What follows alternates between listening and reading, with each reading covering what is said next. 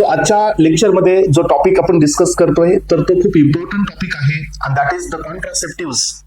So contraceptives from the endocrine system. It means हे असे सर्व मेथोडॉलॉजी असतात, असे सगळे या ठिकाणी परसेप्शन्स असतात जिथं आपण प्रेग्नन्सी ही प्रिव्हेंट करतो. सो प्रेग्नन्सीचे कॉन्ट्रासेप्टिव्स म्हणजे काय? जे कॉन्ट्रासेप्टिव्स प्रेग्नन्सीचं कन्सिव्ह होणं हे स्टॉप करत असतात. प्रेग्नन्सी टर्मिनेशन हा एक फिनॉमिनन, वेगळा फिनॉमिनन आहे. तर aspirants, what is the meaning of contraceptives? Contraceptives म्हणजे काय?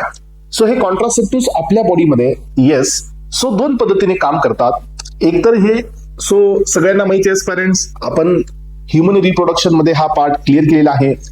So whenever the male sex cell and the female egg cell will get fuse together inside the female body in the region of fallopian tube and that is ampulla.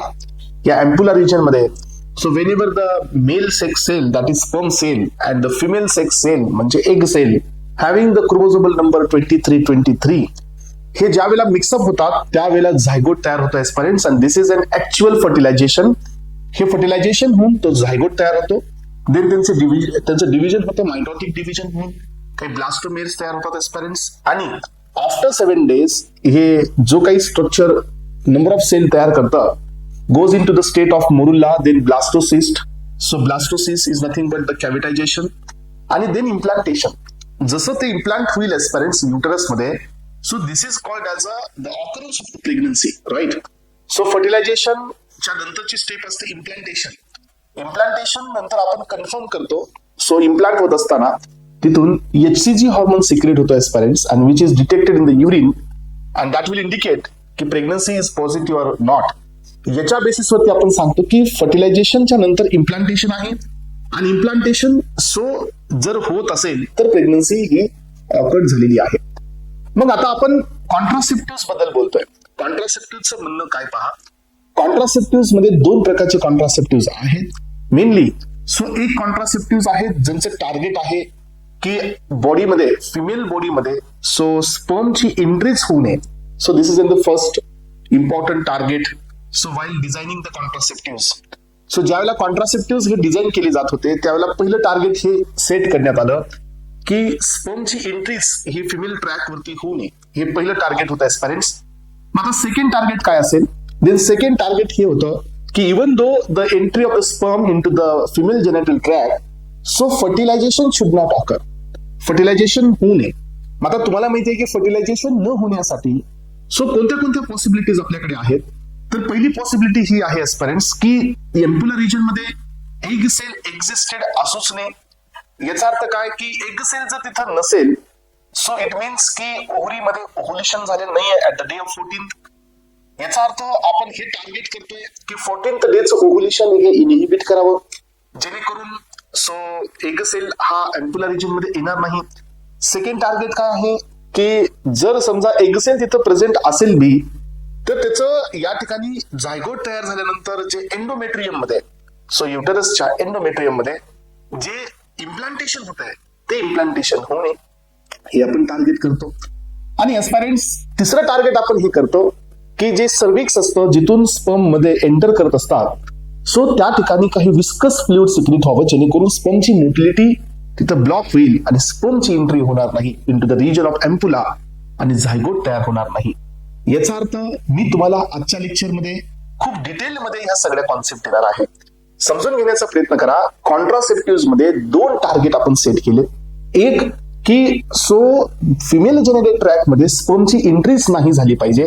यामध्ये examples आहेत, natural काही techniques असतात एस्पिरंट्स, काही बॅरियरच्या techniques आहेत आपल्याकडे, इंट्रायुट्राइन devices आहेत ज्याच्यामुळे this will act as a protection, ज्यांच्यामुळे स्पर्म एंट्री होणारच नाही. त्यानंतर जरी स्पर्म एंट्री होत असेल नॅचरल मेथड मध्ये, then sperm will enter into the female genital tract during the safe zone, त्याच्यामुळे बी प्रेग्नन्सी होणार नाही.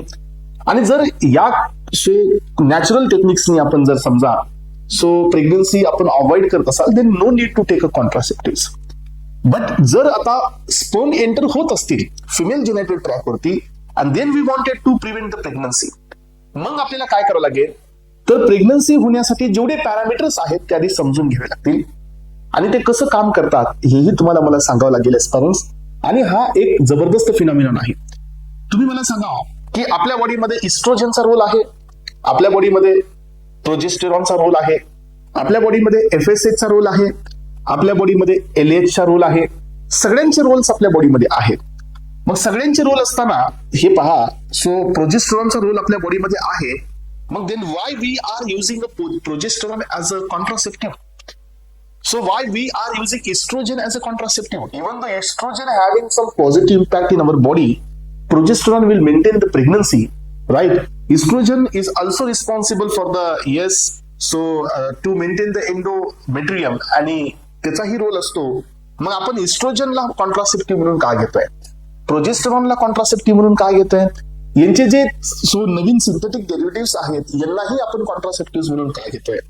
सो याचं प्रॉपर एक्सप्लेनेशन तुम्हाला मी इथं देईल आणि या एक्सप्लेनेशन मधून तुम्हाला लक्षात येईल की प्रेग्नन्सी कशी ऑकर्ड होते आणि प्रेग्नन्सी ही कशी आपण प्रिव्हेंट करतो बाय गिव्हिंग दिस कॉन्ट्रासेप्टिव्ह. ठीक आहे.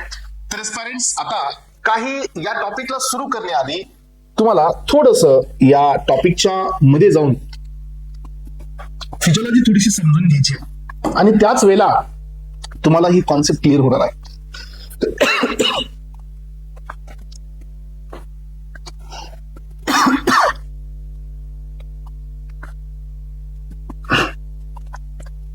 तर पहा, तर एस्पायरंट्स या ठिकाणी आपण आता काही बेसिक कडे जाणार आहोत. बेसिक कडे म्हणजे जिथून आपण या सगळ्या स्टेपला या ठिकाणी एक्सप्लेन केलं ह्युमन रिप्रोडक्शन मध्ये, तिकडे आपल्याला जायचंय.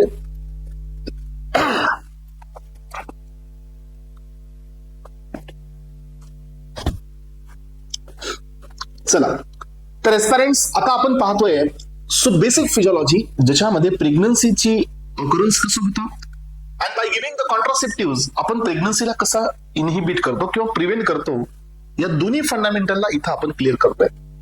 मग आपण थोडंसं फिमेल जेनेटल ट्रॅक वरती चालूया एस्पायरंट्स. फिमेल जेनेटल ट्रॅक मध्ये तुम्हाला सर्वांना याबद्दलची आयडिया आहे, कारण हे आपण बेसिक मध्ये पाहिलेलं आहे. सो या ठिकाणी हा जो पार्ट असतो, this is the part of uterus, right? So हा युटरसचा पार्ट आहे एस्पायरंट्स आणि यामध्ये ही फॅलोपियनची ट्यूब आहे. This is the region of isthmus. हा एम्पुला रिजन असतो आणि हे आहे इन्फंडिबुलम आणि याच्यामध्ये अशा प्रकारचं प्रोजेक्शन असतं. This projection is called as the fimbriae आणि यांच्या दोघांच्या मध्ये इथं तुम्हाला पाहायला मिळते ओहुरी. मग एस्पायरंट्स मला हे सांगा की ओहुरीमध्ये आपण फोलिक्युलोजेनेसिसचा स्टडी केला.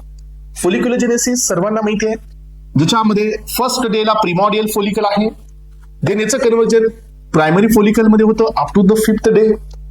सो त्यानंतर पहा सेकंडरी फोलिकल मध्ये होतं आणि 13th डे पर्यंत so it will enter into the Graafian follicle, that is the mature follicle. आता आपण हे पाहतो की ही फोलिक्युलोजेनेसिस स्टिम्युलेट केली जाते. So with the help of the hormone that is the follicle stimulating hormone, याच्या मदतीने ही फोलिक्युलोजेनेसिस होते. आणि या सेकंडरी फोलिकल पासून आपल्याला काय मिळतं एस्पायरंट्स? सेकंडरी फोलिकल पासून आपल्याला मिळतं इस्ट्रोजन. येस, त्यासोबतच आता आपण 14th डे ला पोहोचलोय. तर 14th डे ला लुटेनायझिंग हार्मोन याचा शार्प पॉइंट वाढतो आणि का वाढतो तेही तुम्हाला दाखवतो मी आता एका प्रेझेंटेशन मध्ये. आणि दिस लुटेनायझिंग हार्मोन या फोलिकल वरती या ठिकाणी ऍक्ट करतो आणि he will make LH surge. इथून तुमचा एग सेल हा रिलीज होतो, सेकंडरी ओसाइट रिलीज होतो अँड सेकंडरी ओसाइट इथं एम्पुला रिजन मध्ये रीच आउट होतो aspirants and now he is waiting for the sperm, right? So आता या रिमेनिंग बॉडीला आपण नेम दिलेला आहे corpus luteum. Corpus luteum will secrete the progesterone. Yes, यामधून तुम्हाला कोणते हॉर्मोन्स पाहायला मिळतात? And small proportion of estrogen. Yes, corpus luteum ही पण एक एंडोक्राइन बॉडी आहे. कॉर्पस लुटियम ही पण एक एंडोक्राइन बॉडी आहे जिथून आपल्याला प्रोजेस्टेरॉन आणि इस्ट्रोजन पाहायला मिळतंय. मग आता काय झालं पहा, इस्ट्रोजनची लेवल इथं थोडीशी हाय होत आहे. प्रोजेस्टेरॉनची लेवल इथं हाय होत आहे, लेकिन हे प्रोजेस्टेरॉनची लेवल होत आहे 15th डे पासून जास्त. इस्ट्रोजन हे तुमचं हाय आहे. जसं आपलं फोलिक्युलोजेनेसिस सुरू झालं.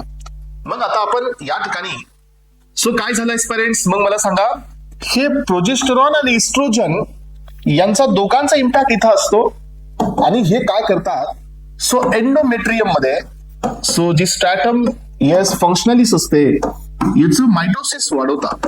येस मायटोसिसला इन्क्रीज करतात, वॅस्क्युलॅरिटी वाढवतात, एस्पॅरेंट्स वॅस्क्युलॅरिटी इन्क्रीज करतात, थिकनेस इन्क्रीज करतात आणि रेडी करतात for the implantation. So ready to implant अशी कंडिशन याच्यामध्ये इंड्यूस करतात.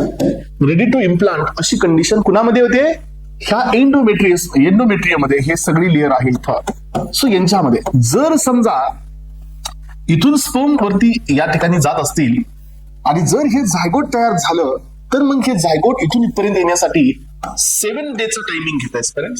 आफ्टर द 7 डे तो इथपर्यंत पोहोचतो, तोपर्यंत तो ब्लास्टोसिस्ट मध्ये कन्वर्ट होतो आणि त्याच्यानंतर मग हा इम्प्लांट व्हायला लागतो. इम्प्लांटेशन साठी कम्प्लीट 3 डेचा टायमिंग लागतो. म्हणजे at the end of the 10th day पूर्ण इम्प्लांटेशन आतापर्यंत झालेलं असतं. आणि असं होऊन होत असते प्रेग्नन्सी.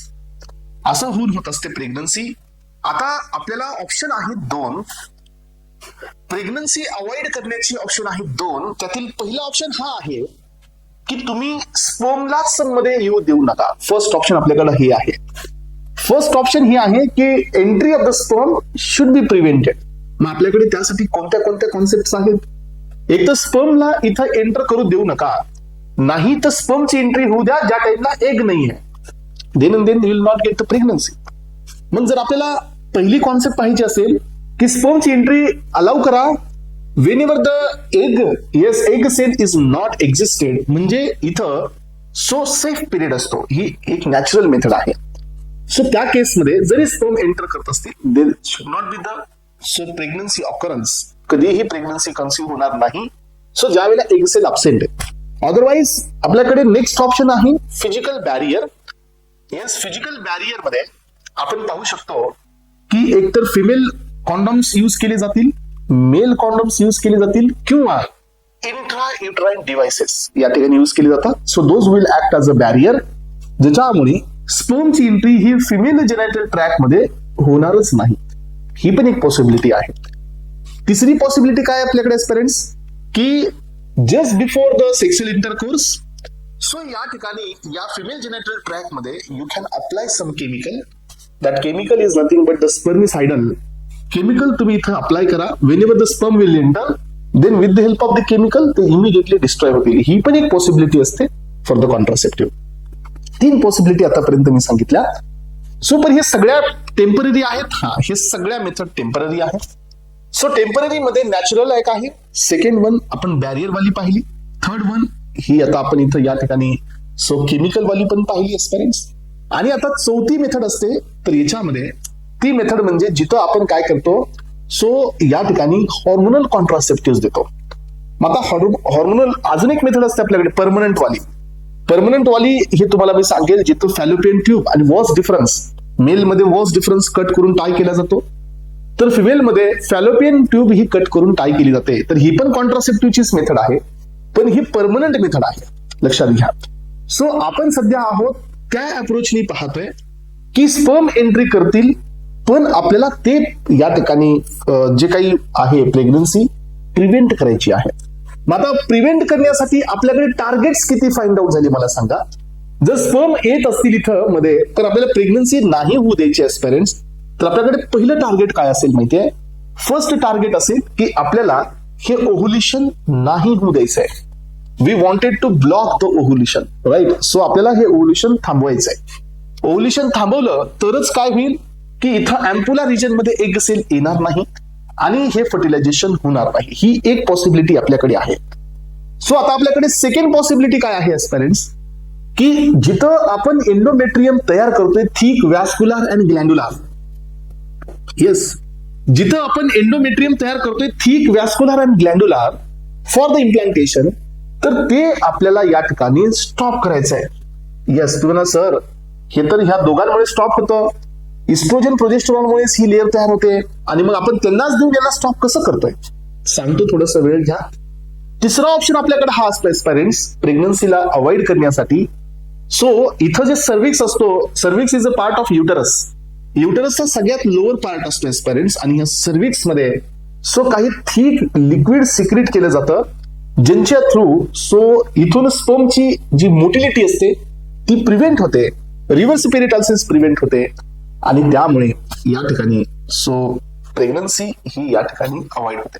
ह्या 3 इम्पॉर्टंट कॉन्सेप्टनी आपण कॉन्ट्रासेप्टिव्ह देत असतो. हे कोणते कॉन्ट्रासेप्टिव्ह आहेत? तर हे हॉर्मोनलचे कॉन्ट्रासेप्टिव्ह आहेत aspirants. So this is not the natural. हे हॉर्मोनल आपण बाहेरून कॉन्ट्रासेप्टिव्ह देतोय. आपण पाहिलं हे सगळे टेम्पररी आहेत. हे सगळे टेम्पररी आहेत, यातला एकही परमनंट नाही आहे. टेम्पररी मध्ये आपण नॅचरल म्हणजे safe period zone, second barrier, third one is chemical and fourth one is the hormonal. So हे सगळे टेम्पररी आहेत. परमनंट सो वेसेक्टोमी आहे, तुम्ही ऐकली असेल. सो जिथं आपण सो या ठिकाणी मेल मध्ये आणि फिमेल मध्ये दोघांमध्ये पण परमनंट मेथड करू शकतो. ते परमनंट कॉन्ट्रासेप्टिव्हच्या मेथड्स आहेत.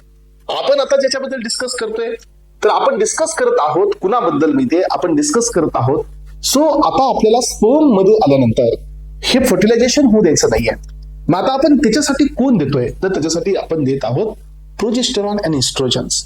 मग आता तुम्ही पहा, तुम्हाला इथे लक्षात आलं की प्रोजेस्टेरॉन इस्ट्रोजनचं काम तर इथं चांगलं आहे. मग आपण यांनाच देऊन प्रेग्नन्सी स्टॉप कसं करतो? आतापर्यंत हे क्लिअर झालेलं नसेल तर आता हे क्लिअर होईल. पेरेंट्स थोडंसं क्लिअर करून घेण्याचा प्रयत्न करा. हे पहा की आता तुमच्या समोर मी एक ग्राफिकल प्रेझेंटेशन ड्रॉ करतोय. सो या ग्राफिकल प्रेझेंटेशन मध्ये डे 0, डे 14 आणि डे 28 तर अशा प्रकारचा ग्राफ माझ्याकडे आहे. हे बघा, सो स्टार्टिंगला तुम्हाला माहित असू द्या की आपल्या सो अँटेरियर पिट्युटरी ग्लँड मधून हा तुमचा एक हार्मोन रिलीज होत असतो आणि this hormone is called as FSH. तर हा एकटाच रिलीज होत नाही एस्पायरंट्स, याच्यासोबत आपला दुसरा बी हार्मोन रिलीज होत असतो, पण याचं कॉन्सन्ट्रेशन थोडंसं कमी असतं and this is non as LH. हे आता मी नॉर्मल सायकल बद्दल तुम्हाला सांगायला जातोय. नॉर्मल वरून तुम्हाला आता कॉन्ट्रासेप्टिव्हची मेकॅनिझम पण समजून घ्यायची आहे. एकच मेकॅनिझम आहे सगळ्या कॉन्ट्रासेप्टिव्ह साठी. जे हॉर्मोनलचे कॉन्ट्रासेप्टिव्ह आहेत ते सर्वचे सर्व याच मेकॅनिझमने रोल प्ले करतात. दुसरी मेकॅनिझमच नाहीये एस्पायरंट्स. मग काय होतं की इथपर्यंत काय झालं? FSHच्या प्रेझेन्स मध्ये हे पहा, इथपर्यंत काय झालं एस्पायरंट्स? FSHच्या प्रेझेन्स मध्ये फोलिक्युलोजेनेसिस तयार झाले. आता प्रिमॉर्डियलचं कन्व्हर्जन कशात झालं? प्रायमरी मध्ये झालं, राईट. सो प्रायमरीचं कन्व्हर्जन कशामध्ये झालं? सेकंडरी मध्ये झालं आणि सेकंडरी मधून काय तयार होत असतो? इस्ट्रोजन. अलग लक्षात एस्पायरंट्स. हे पहा, इस्ट्रोजन तयार झालेलं आहे. मग आता मी तुमच्या समोर इथं तिसरी लेअर पण घेऊन जात आहे आणि ही लेअर आहे एस्पायरंट्स इस्ट्रोजनची, जी सगळ्यात अधिक कमी आहे.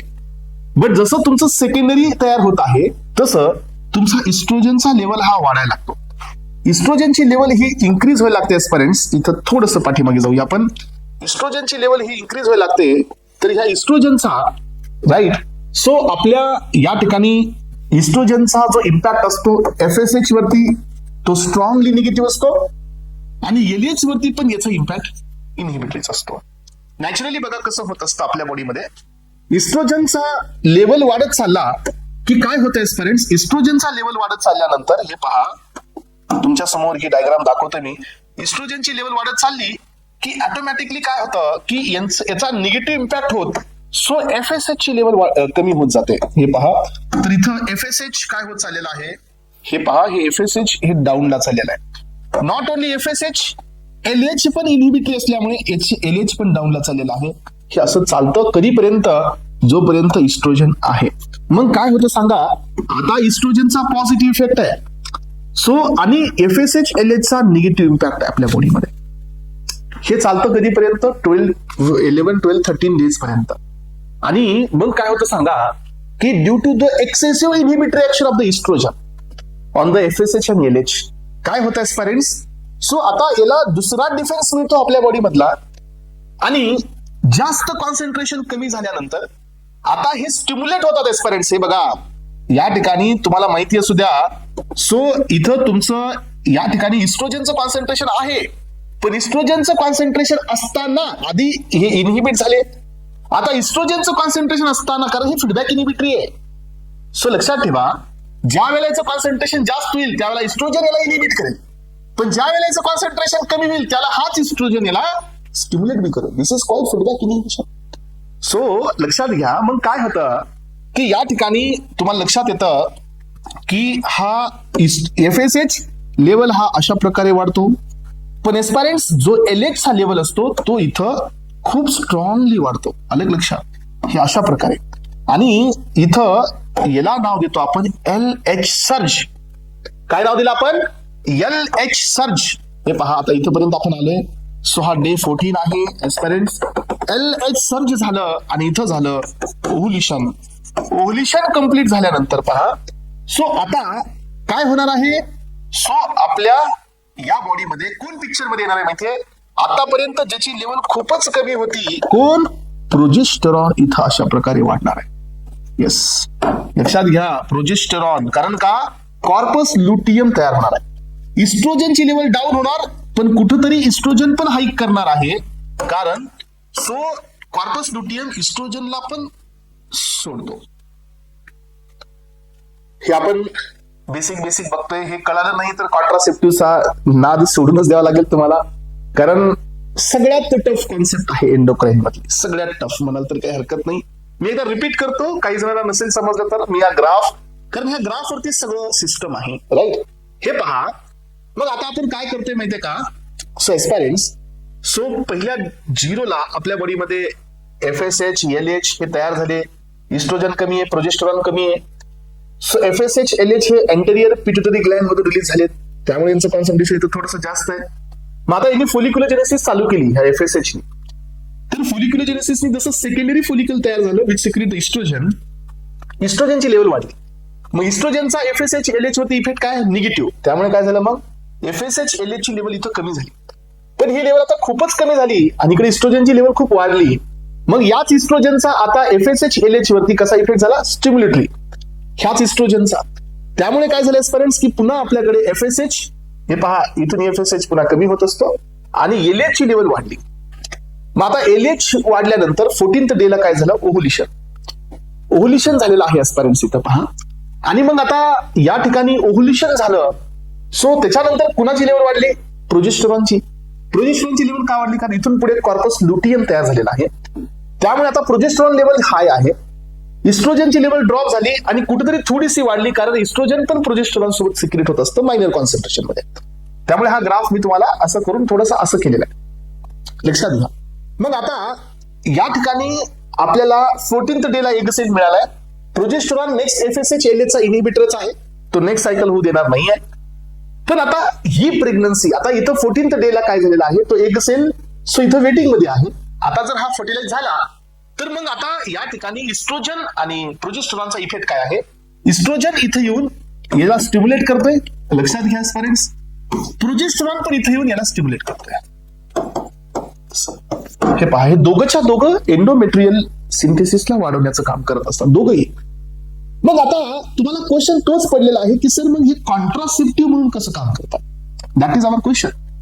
जर हे आपण इस्ट्रोजन आणि प्रोजेस्टेरॉनचं कॉन्ट्रासेप्टिव्ह आपण देतोय, आपल्याकडे कंबाईन कॉन्ट्रासेप्टिव्ह आहेत, आपल्याकडे प्रोजेस्टेरॉन कॉन्ट्रासेप्टिव्ह ओनली हे पण आपल्याकडे आहे. मग हे कसं काम करतात एकदा लक्षात घ्या. आता मी आता दिलेली आहे पहिल्यांदाच या ठिकाणी प्रोजेस्टेरॉन आणि इस्ट्रोजनची टॅबलेट, आलं लक्षात. मग आता मला इथं काय मिळणार आहे? सो माझं या ठिकाणी याचं कॉन्सन्ट्रेशन अशा प्रकारे त्या याचं मेंटेन मिळणार आहे मला. बघा काय झालं. सो या ठिकाणी तुम्हाला लक्षात येऊ द्या की ह्या तुमच्या इथल्या इस्ट्रोजनमुळे लक्षात घ्या, इस्ट्रोजनमुळे इथं ह्या इस्ट्रोजनमुळे पहिल्यांदा काय झालं? FSH हा रिलीज नाही झाला, बरं का. त्याच्यामुळे काय अवॉइड झालं? फोलिक्युलोजेनेसिस अवॉइड झालं. बघा दुसरी कॉन्सेप्ट काय झाली की कॉन्सन्ट्रेशन न वाढल्यामुळे, हे बघा आता फोलिकलच तयार नाहीत तर हे इस्ट्रोजन वाढेल का? नाही. म्हणजे ही ग्राफ मिळणार नाही आता आपल्याला, कारण आपण काय केलं? कॉन्स्टंट इस्ट्रोजन कॉन्सन्ट्रेशन मेंटेन केलंय. बघा एकदा सर्वजण लक्ष देऊन ऐका, कारण हे नाही कळालं तर कॉन्ट्रासेप्टिव्हच्या मेकॅनिझम कळणार नाही तुम्हाला. हे पहा, मग आता हे इस्ट्रोजन जे आहे हे पहा, याचं कॉन्सन्ट्रेशन मेंटेन आहे आणि आता FSH LH वरती याचा नॉर्मल कॉन्सन्ट्रेशन इफेक्ट कसा आहे? इनिबिटरी आहे. आणि इनिबिटरी म्हणून FSH हे इनिबिट झालं. FSH इनिबिट झाल्यामुळे सेकंडरी फोलिकल तयार होणार नाही, त्याच्यामुळे इस्ट्रोजन मिळणार नाही, आलं लक्षात. इस्ट्रोजन मिळणार नाही फ्रेंड्स, तर हे वापस या ठिकाणी LH वाढणार नाही. त्यामुळे काय इनिबिट झालं सांगा? इस्ट्रोजन देऊन आपण LH सर्ज इनिबिट केला. हा, आलं लक्षात. आपण ओव्ह्युलेशन थांबवलं. येस, इथं आपण ओव्ह्युलेशनला ब्लॉक केलं by maintaining the normal concentration of oestrogen by giving the pills. आणि लक्षात घ्या, ह्या इस्ट्रोजनचा जो इफेक्ट होता कुणावरती, ह्या मेट्रियम वरती, तो पण इफेक्ट ऍस्पायरेंट्स इथे इनहिबिट झाला. आलं लक्षात. आणि हे पहा फायनल मध्ये काय झालं मग, आता इस्ट्रोजनचे इफेक्ट इथं संपले. आता प्रोजेस्टेरॉनचा इफेक्ट बघा. आता प्रोजेस्टेरॉन दिला आपण ऍस्पायरेंट्स पिल्स मधून, तर प्रोजेस्टेरॉन आपल्याकडे कसं आहे हे पहा. प्रोजेस्टेरॉन आपल्याकडे कसं आहे ते पण आपण याच कॉन्सन्ट्रेशनला मेंटेन केलंय. मग आता इथं प्रोजेस्टेरॉनची लेवल वाढणार नाही, कारण इथं वापस काय होईल, प्रोजेस्टेरॉनचा इनहिबिटरी इफेक्ट कोणावरती असतो, एलएच वरती. मग प्रोजेस्टेरॉन एलएच ला इनहिबिट करेल. सो बघा, इस्ट्रोजनचा स्ट्रॉंग इफेक्ट इनहिबिटरी एफएसएच ला असतो आणि वीक असतो एलएच ला. पण प्रोजेस्टेरॉनचा स्ट्रॉंग इनहिबिटरी इफेक्ट हा एलएच ला असतो. याच्यामुळे प्रोजेस्टेरॉन हा स्ट्रॉंगली ओव्ह्युलेशनला स्टॉप करेल. कारण का, इथं प्रोजेस्टेरॉन, इकडे प्रोजेस्टेरॉन कधीच नसतं. आलं लक्षात. पण आपण पिल्स दिल्यानंतर इथं प्रोजेस्टेरॉन आहे. मग प्रोजेस्टेरॉनचा निगेटिव्ह इम्पॅक्ट कुणावरती असेल, एलएच. एलएच वरती निगेटिव्ह इम्पॅक्ट असेल तर काय होईल, सर्ज होणारच नाही. आलं लक्षात. आणि दुसरी गोष्ट काय की लुटियल फेज मध्ये प्रोजेस्टेरॉनचं कॉन्सन्ट्रेशन किती आहे सांगा. प्रोजेस्टेरॉनचं कॉन्सन्ट्रेशन मेंटेन आहे, हाय नाही आहे. आणि हे मेंटेन असल्यामुळे, प्रोजेस्टेरॉन जास्त नसल्यामुळे काय होणार नाही सांगा, इथं वापस एंडोमेट्रियसचं सिंथेसिस होणार नाही. आणि endometrium is become thin, right, thin and low vascular, low glandular, which is not able to receive the implant. समजलं का सगळ्यांना. आणि ह्या दोघांच्या कॉन्सेप्टनी इथं विस्कस फ्लुइड सिक्रेट होतं सर्व्हिक्स मध्ये. ही मायनर मेकॅनिझम असते ज्याच्यामुळे स्पर्म्स मध्ये येणं ब्लॉक होतं. आणि this is how progesterone and estrogen will act as a pregnancy maintainer in our body. आणि हेच जर आपण पिल्स मध्ये दिले तर हे कॉन्ट्रासेप्टिव्हचं पण काम करत असतात ऍस्पायरेंट्स. सो तुमच्या समोर हे मी या ठिकाणी विथ मेकॅनिझम क्लिअर करून दिलेलं आहे. सो काय डाऊट आहे मला एकदा कळवा. सो समजलं सगळ्याला की नाही समजलं? येस, कारण हा फंडा जर क्लिअर नाही झाला तर मग काय होतं की लेवल ऑफ क्लॅरिटी तुम्हाला नाही मिळत. लेवल ऑफ क्लॅरिटी तुम्हाला जर पाहिजे असेल ऍस्पायरेंट्स तर इथं तुम्ही एवढं सगळं रिपीट पाहणं गरजेचं आहे. आपण हे पाहिलं की इनिशियल फेज मध्ये एफएसएच एलएच असतो, इस्ट्रोजन लो असतो, प्रोजेस्टेरॉन तर नसतोच. सो एफएसएच नी फोलिक्युलोजेनेसिस होतं, मग इस्ट्रोजन तयार होतो, मग इस्ट्रोजन वाढतो त्याच्यामुळे एफएसएच एलएच कमी होतो, मग पुन्हा इस्ट्रोजन अजून वाढतो त्याच्यामुळे एफएसएच एलएच पुन्हा वाढतो आणि will get the LH surge आणि ओव्ह्युलेशन होतं. सो ओव्ह्युलेशन झाल्यानंतर प्रोजेस्टेरॉन वाढतो, इस्ट्रोजन वाढतो. आणि हे स्टार्टिंगचं स्लोली इन्क्रीज झालेलं इस्ट्रोजन आणि शेवटचं प्रोजेस्टेरॉन, हे दोघंच्या दोघं एंडोमेट्रियम बनवण्यासाठी इम्पॉर्टंट आहे. आणि LH is important for surge, FSH important for folliculogenesis. आपण ज्या वेळेला नॉर्मल पिल्स देतोय maintaining the concentration of the estrogen, याच्यामुळे काय होतं, इस्ट्रोजनमुळे एफएसएच इनहिबिट होतो. एफएसएच नाही झाल्यामुळे इस्ट्रोजन वाढत नाही, इस्ट्रोजन नाही वाढल्यामुळे तिकडे एंडोमेट्रियम तयार होत नाही पहिल्या स्टेपमध्ये. पुन्हा आपण प्रोजेस्टेरॉन देतो, प्रोजेस्टेरॉनचा इफेक्ट असतो एलएच वरती इनहिबिटरी. मग प्रोजेस्टेरॉन दिल्यामुळे काय होतं, पिल्स मधून एलएच इनहिबिट होतं, एलएच इनहिबिट झालं की सर्ज इनहिबिट होतो आणि ओव्ह्युलेशन इनहिबिट होतं. आणि पुढे लुटियल फेज मध्ये प्रोजेस्टेरॉन जास्त येणारच नाही कारण कार्पस लुटियम नाही आहे. सो आपण जे पिल्स मधून दिले प्रोजेस्टेरॉन तेवढंच राहणार आहे आणि तेवढ्या प्रोजेस्टेरॉननी एंडोमेट्रियल तयार होत नाही आणि त्यामुळे endometrial is become a thin. आपण काय काय केलं, ओव्ह्युलेशन इनहिबिट केलं, yes, by inhibiting the LH. Folliculogenesis inhibit केली बाय इनहिबिटिंग द एफएसएच. आणि एंडोमेट्रियल फॉर्मेशन इनहिबिट केलं बाय इनहिबिटिंग द, येस, काय इनहिबिट केलं आपण सांगा, इस्ट्रोजन आणि प्रोजेस्टेरॉन. हे इनहिबिट केले इस्ट्रोजन प्रोजेस्टेरॉन देऊन. आणि म्हणून ही आतापर्यंतच्या रेकॉर्ड मधली सगळ्यात या ठिकाणी डीपेस्ट कॉन्सेप्ट आहे आणि याला म्हणायचं हॉर्मोनल कॉन्ट्रासेप्टिव्स. कळालं सगळ्यांना? 3 मेकॅनिझमनी काम करतात, ovulation inhibitors, endometrial formation inhibitors आणि एंट्री इनहिबिटर्स. म्हणजे cervix is become a thick, so it means it will secrete some thick liquid, ज्याच्यामुळे काय होतं, स्पर्मची मोटिलिटी तिथं डॅमेज होते आणि स्पर्मची एंट्री होत नाही. तुम्हाला मी सांगितल्याप्रमाणे 2 पद्धतीने आपण काम केलं आतापर्यंत. परमनंट कडे आपण अजून गेलोच नाही. 2 पद्धतीने काम केलं. एक की स्पर्मची एंट्री ब्लॉक करली, पहिल्यांदाच बॅरियर देऊन किंवा केमिकल देऊन, किंवा स्पर्मची एंट्री तेव्हा केली ज्यावेळेला एग सेल अवेलेबल नाहीये. ह्या सगळ्या मेथड काय आहेत? नॉर्मल मेथड आहे, by without giving any hormone आपण काय करतो? सो प्रेग्नन्सी कन्सिव्ह स्टॉप करू शकतो. सो आता आपण काय करतोय? स्पर्मची एंट्री झालेली आहे ती मेकॅनिझम ब्लॉक करतोय, म्हणजे ओव्ह्युलेशन, देन इम्प्लांटेशन आणि एंट्री हे ब्लॉक करतो, आणि यांना नाव द्यायचं हॉर्मोनल कॉन्ट्रासेप्टिव्स. आणि एस्पायरंट्स हा टॉपिक इथंपर्यंत तुम्हाला जर क्लिअर झाला असेल तर आता पुढचं जो काही कॉन्सेप्ट आहेत हे क्लिअर होण्यासाठी वेळ लागणार नाही, एवढाच याचा बेस असतो. बाकी आता हे सगळं एक्झाम पॉइंट ऑफ व्ह्यू मी दिलेलं आहे. Contraceptives are the methods or the devices which use to prevent the pregnancy. हे खूप वेगवेगळ्या टाइप्स मधून आपण मेथडचा वापर करतोय. यामध्ये पहिलं मेथड आहे टेम्पररी मेथड्स. बघा मी सांगितल्याप्रमाणे हॉर्मोन्सला घेणं हे पण टेम्पररीच आहे. सो केमिकल्स इन्सर्ट करणे फिमेल ट्रॅक वरती केमिकलच आहे, टेम्पररीच आहे. सो बॅरियरचा यूज करणे टेम्पररीच आहे. येस, परमनंट नाहीये, हे सगळे टेम्पररी मेथड्स आहेत, राईट. आणि मी जे क्लासिफिकेशन तुम्हाला देतोय एस्पायरंट्स, हे क्लासिफिकेशन सुपर डुपर लेवलच आहे. ह्या नोट्स पण सुपर डुपर लेवलचे, याच्यापेक्षा सुप्रीम लेवलच्या नोट्स असू शकत नाहीत असं मला तरी वाटतं. कारण एवढा सर्वे करून, एवढा या नोट्सचा स्टडी करून ह्या बनवण्यात आलेल्या आहेत, त्यामुळे हे एवढे अॅक्युरेट आहेत, लक्षात घ्या. सो इथं पहिली मेथड आहे टेम्पररी मेथड, यालाच आपण नाव देतो नॅचरल मेथड. याच्यातली पहिली मेथड आहे नॅचरल. नॅचरल तुम्हाला माहितीये, हे कुठल्याही प्रकारची टॅबलेट वगैरे घ्यायची नाही, पण 3 ऑब्जेक्टिव्हने आपण हे काम करू शकतो. नॅचरलीच प्रेग्नन्सी होऊ द्यायची नसेल तर.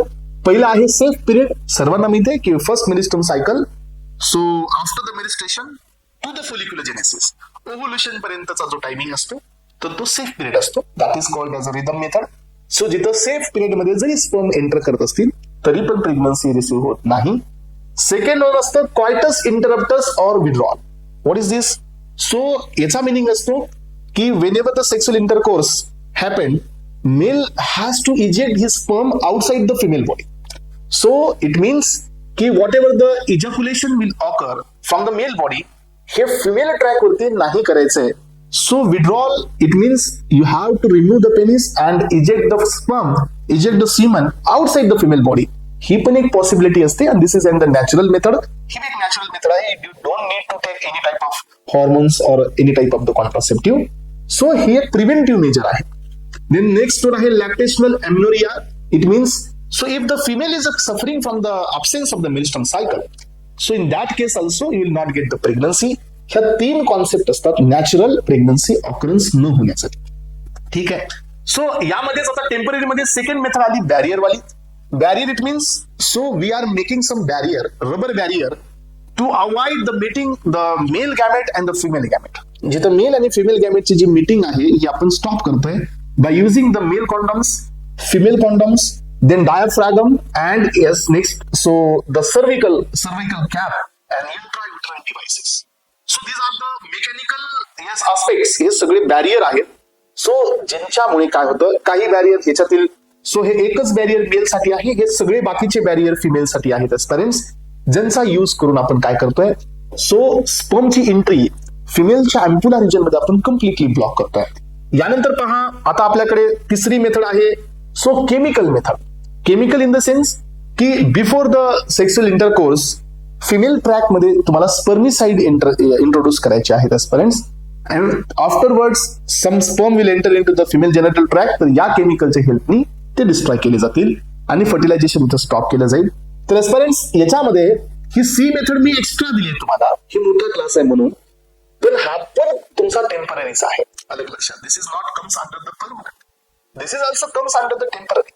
But why I have given into the separate class, because हे मोठा क्लास आहे, या चॅप्टर वरतीच आपल्याला डिस्कस करायचंय म्हणून मी याला सेपरेटली दिलंय. पण hormonal contraceptives is also and the temporary method, right. तर याच्यामध्ये परमनंट मेथड काय आहे? परमनंट मध्ये so tubal ligation female body मध्ये, सो वेसेक्टोमी मेल मध्ये. ट्युबेक्टोमी असते, याच्यामध्ये काय करतो आपण, फॅलोपियन ट्यूब ही कट करून पुन्हा लायगेट करतो.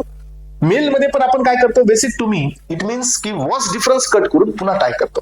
तर या प्रोसेसनी पण आपण प्रेग्नन्सी अवॉइड करतो. पण ह्या दोन्हीही प्रोसेस कम्प्लिटली परमनंट आहेत, लक्षात ठेवा. मग आता आपण चाललो हॉर्मोनल कॉन्ट्रासेप्टिव्स कडे. तर एस्पायरंट्स आपण आता ह्या प्रेग्नन्सीला अवॉइड करण्यासाठी आपण इस्ट्रोजन, प्रोजेस्टेरॉन हे देतो आहोत, राईट. यांनाच नाव द्यायचं hormonal contraceptives. So the use of the hormones to prevent the ovulation, thickening of the cervical mucus. पहा मी तुम्हाला सांगितलं यांच्या मेकॅनिझम काय बघा. सो ओव्ह्युलेशन प्रिव्हेंट करणे, म्युकस पासून थिक या ठिकाणी लिक्विडला सिक्रेट करणे किंवा म्युकस थिकनिंग करणे जेणेकरून एंट्री ऑफ द स्पर्म इथं अवॉइड होईल, आणि थीन करणे युटराइन लाइनिंग. यस, तर एस्पायरंट्स युटरसला थीन करणे. तुम्हाला मी सांगितलं युटरसला बनवण्यासाठी आपल्याला इस्ट्रोजन आणि प्रोजेस्टेरॉन लागतो जास्त अमाऊंट मध्ये. इस्ट्रोजन पण लागतो, शेवटी प्रोजेस्टेरॉन पण लागतो. But by giving the pills, आपण पिल्स दिल्यामुळे काय होतं, कॉन्सन्ट्रेशन हे मेंटेन होतं, इस्ट्रोजन वाढणार नाही तरी हे प्रॉपरली थिक होणार नाहीत. सो आणि प्रोजेस्टेरॉन पण तुमच्या लुटियल फेज मध्ये येणार नाही एस्पायरंट्स, तर ते पीक लेवलला. त्यामुळे काय होईल की व्हॅस्क्युलर, ग्लॅन्ड्युलर आणि थिक एंडोमेट्रियम होणार नाही. त्याच्यामुळे जे इम्प्लांटेशन असतं ते होतच नाही, इम्प्लांटेशन इझिली होणार नाही, कारण प्रॉपर युटराइन लाइनिंग डेव्हलप झालेलीच नसते. तर ह्या कॉन्ट्रासेप्टिव्हचे 3 मेन मेकॅनिझम आहेत जसं मी तुम्हाला दिल्या होत्या. एक, ओव्ह्युलेशनला स्टॉप करणे bye inhibiting the LH search. Yes, by inhibiting the LH search. Second, so thickening करणे सर्वायकल. येस, हेही काम इस्ट्रोजन प्रोजेस्टेरॉनच असतं. आणि युटराइन जे आहेत त्यांना थिन करणे. ह्या 3 मेकॅनिझम आपण यांना दिलेला आहे. याच्यामध्ये 3 क्लास आहेत एस्पायरंट्स. यातील पहिला क्लास आहे कंबाइंड हॉर्मोनल कॉन्ट्रासेप्टिव्ह. याच्यामध्येच एक फेज्ड कॉन्ट्रासेप्टिव्ह म्हणून पण असतो, याच्यामधलाच क्लास आहे. सांगतो मी तुम्हाला, कंबाइंड हॉर्मोनल कॉन्ट्रासेप्टिव्ह याचा अर्थ याच्यामध्ये 2 जण आपण कंबाईन करून देत असतो. सेकंड असतो प्रोजेस्टिन ओनली कॉन्ट्रासेप्टिव्ह.